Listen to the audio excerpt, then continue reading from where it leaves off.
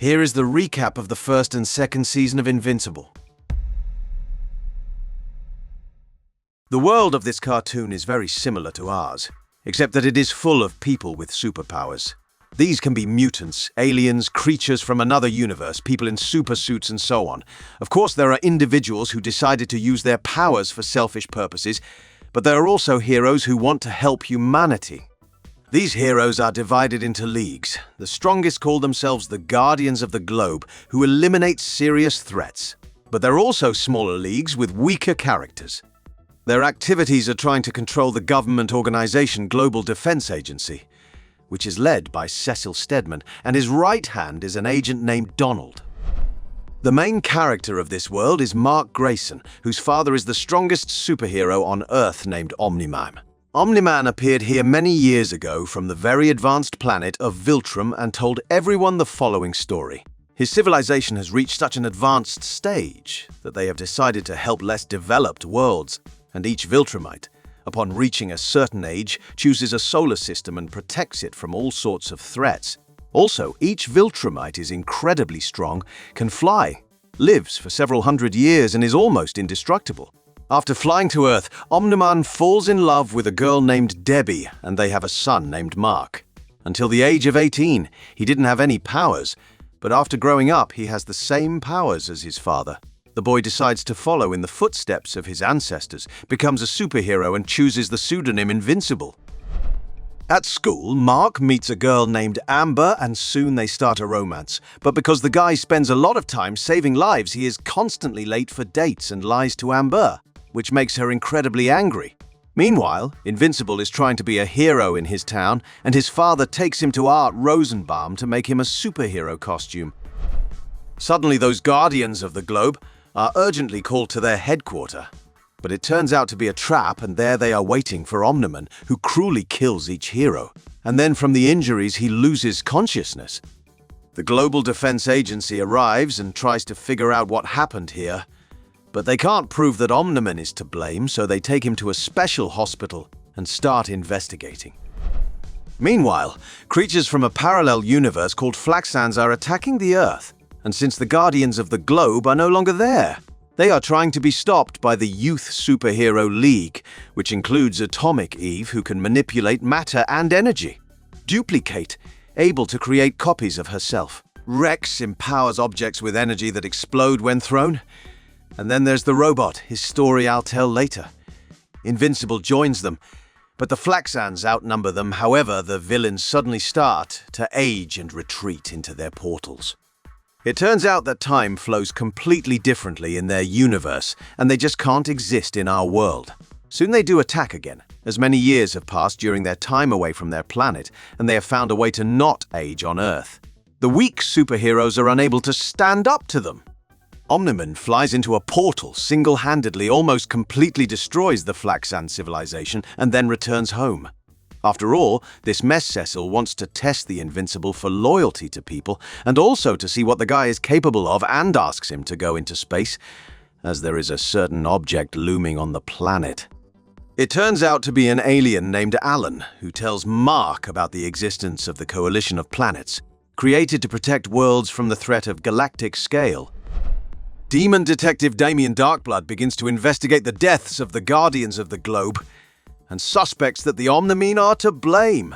He finds no hard evidence of this, but plants a seed of doubt in his wife. After a while, the agency decides that Darkblood is on the side of evil, and Cecil, along with Donald, send him back to hell. The Global Defense Agency decides to gather new Guardians of the Globe and assigns Robot to find such superheroes. After a while, he takes Rex and Duplicate from the Youth League there, as well as 3 new characters. Monster Girl, who turns into a monster but gets younger with each transformation. Shrinking Ray, who has the ability to shrink in size. And Black Samson, a hero who has lost his superpowers but has a special suit that gives him advantages. Atomic Eve refused to participate because her boyfriend Rex cheated on her, and she decided to become a lone hero. The girl also gets close to Invincible. They become friends and fight villains together several times. Soon Eve runs away from home, settles in the forest, and with her powers helps ordinary people. Cecil asks Mark for help again. Humanity sends a mission to Mars, But the public doesn't know that there are actually Martians living on this planet, and the task of the Invincible is to secretly protect the astronauts without being seen. Arriving at the place on the research group is attacked by locals and want to kill them, as on the planet there is a kind of creatures called Sickvids, which, having come into contact with people, acquire intelligence and become incredibly dangerous. Mark saves almost all the astronauts, and as I understand, the one infected left on Mars destroys the Martian civilization. A certain man with superpowers, nicknamed Titan, works for a local criminal genius, Machine Head, as he threatens to kill Titan's daughter. He contacts Invincible and asks for his help in destroying the villain. Mark agrees, but upon arriving they are met by several supervillains who nearly kill the protagonist. Omni-Man is watching his son all this time and wants to teach him a lesson, which is that Invincible should not be distracted by all sorts of small things but save humanity from more serious disasters. However, seeing that Mark is in danger, he calls the new Guardians of the Globe, who rescue the hero. Tok, the strongest of the supervillains, easily defeats all the new arrivals and leaves the battlefield, saying that he is ashamed to fight with them. After that, the heroes get up again and defeat the remaining opponents. After a while, Titan takes the place of Machine Head and becomes the new head of the underworld. Also after this mess, Black Samson regains his lost superpowers, and Robot falls in love with the girl monster. Meanwhile, Robot helps two supervillains, the Mauler twins, who have mastered cloning themselves and are generally quite advanced in science, escape from a special prison. The robot gets Rex DNA and asks them to create a clone of him. After a while, he shows up at the twins, and we learn that all this time, the robot is just a controlled drone, and this creature is controlling him. The twins copy his consciousness into a clone of young Rex, and the original dies in his arms. After that, Robot tries to arrest the twins as they are criminals, but he fails and the villains manage to escape. They decide to take revenge on him by digging up the corpse of the Immortal, the former Guardians of the Globe, who was killed by Omni-Man, and try to resurrect him by attaching a mind control mechanism to him. Eventually, the mind control fails, and the twins are arrested by the agency. Mark's best friend, William, calls him and Amber to another city for a field trip. Coincidentally, at the same time, a local mad scientist is experimenting on students and making them very strong cyborgs capable of competing in strength with the Invincible. The hero manages to deal with them, and the mad scientist is taken away by the Global Defense Agency. William and Amber also learn that Mark is a superhero, but Amber breaks up with him. Debbie finds Omni-Man's torn clothes, which he hid after the battle with the Guardians of the Globe, and takes them to Art Rosenbaum for analysis. He confirms the woman's speculation that her husband killed the Defenders and attacked them first. Debbie confronts Omni-Man with this, but he simply walks away. The Global Defense Agency hides the woman as they realize that the conflict with Omni-Man cannot be avoided and hope that the Invincible will be able to cope with it. Upon returning home, Omni-Man fails to find his wife and discovers that his house is being watched by the agency. He kills everyone, including Donald, and goes in search of his son to tell him the whole truth.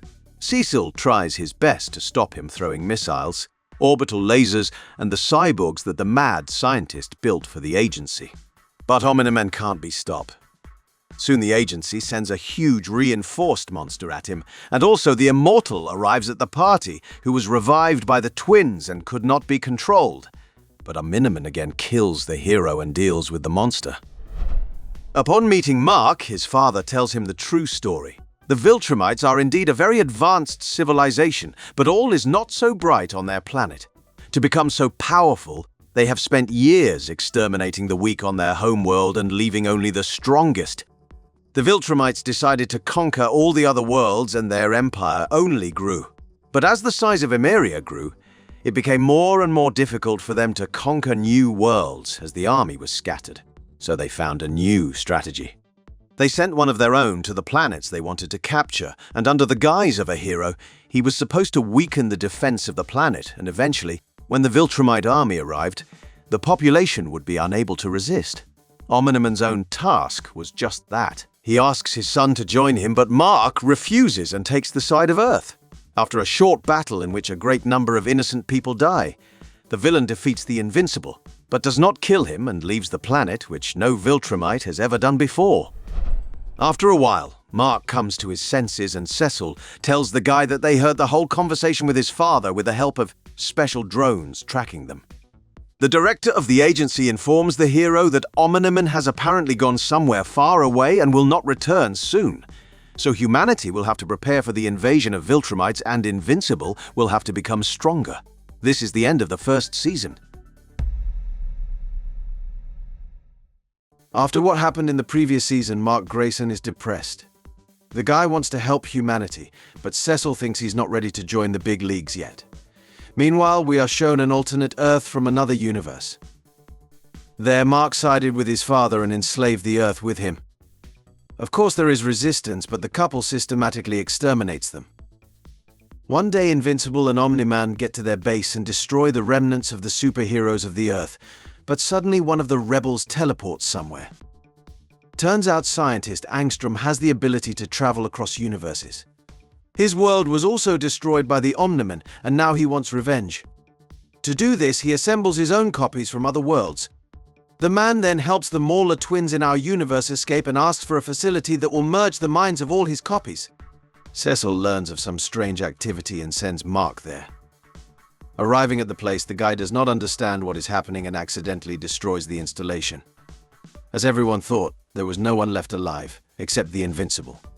However, the Maulers and the main Angstrom manage to survive. Now the mutated scientist, who has hundreds of consciousnesses in his head, wants revenge not only on his Omni-Man, but also on our Mark Grayson.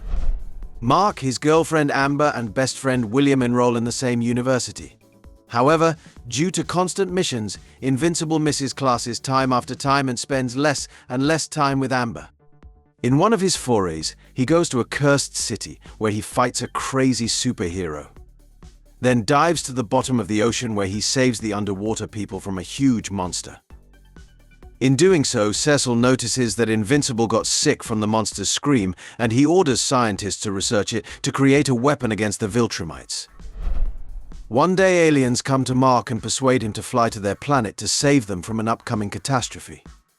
Invincible agrees, but when he gets there, he sees Omniman.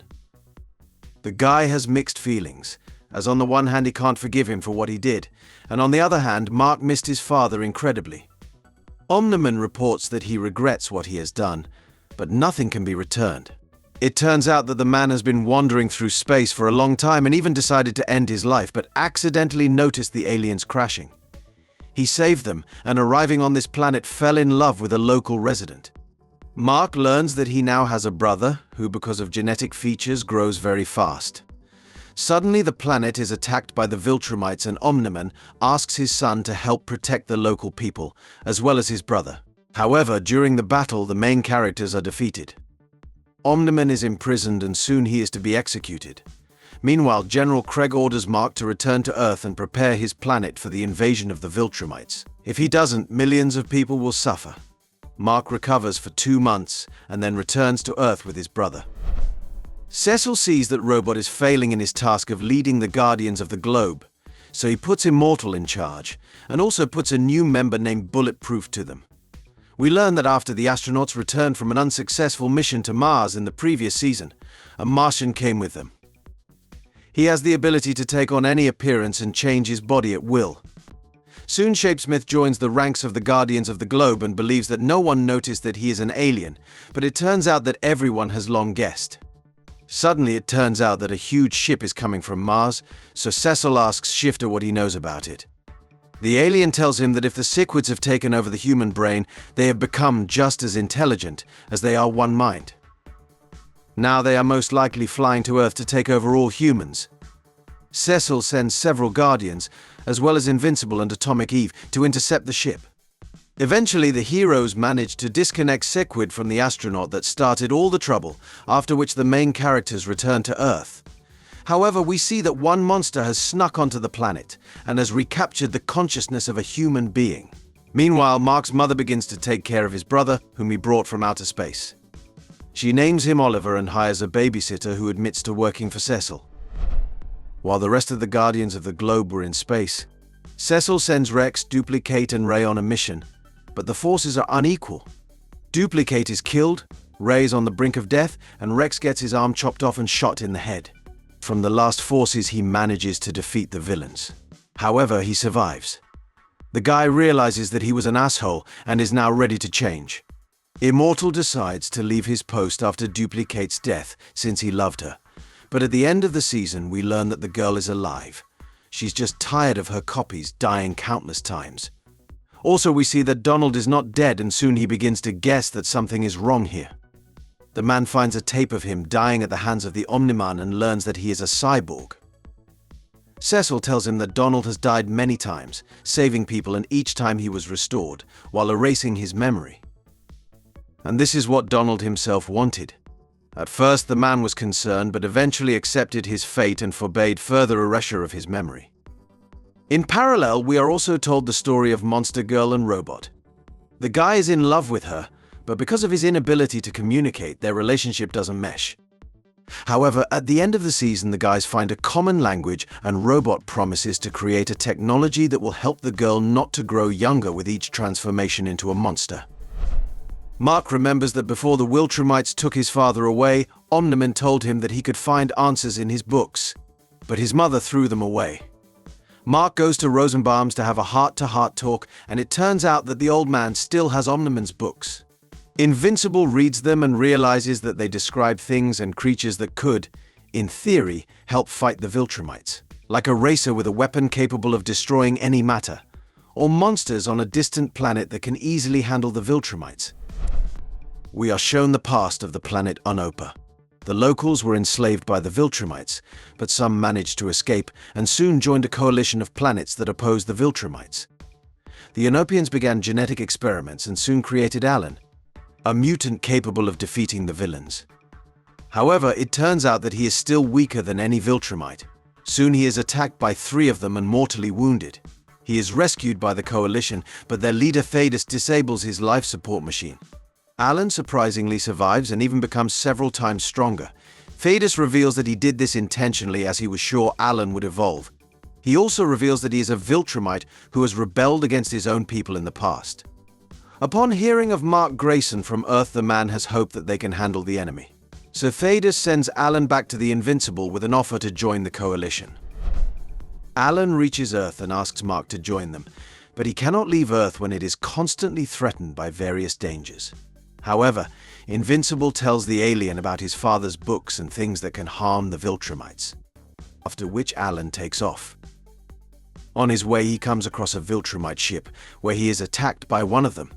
It turns out that Alan has become much stronger and may even be able to defeat his enemies. But to get more information, he intentionally pretends to lose the fight, so he is taken prisoner. There, Alan meets Omni-Man and offers to run away together, as he realizes that the man has repented of his actions and wants to confront the Viltrumites. Amber and Mark are on a date when a Viltrumite named Anissa suddenly appears. She threatens Invincible that she will kill the girl if he starts to resist. Anissa just wants to talk and sets up a meeting with him. Soon she asks Mark if he is willing to take over his father's responsibility and help enslave the Earth. Mark refuses and Anissa beats him severely. Afterward, she warns him. The next time they come to check on him, they will kill millions of people if he doesn't obey. After a while, Amber breaks up with Mark as she realizes they are on completely different levels. The mutant scientist Angstrom from the beginning of the season finally decides to act.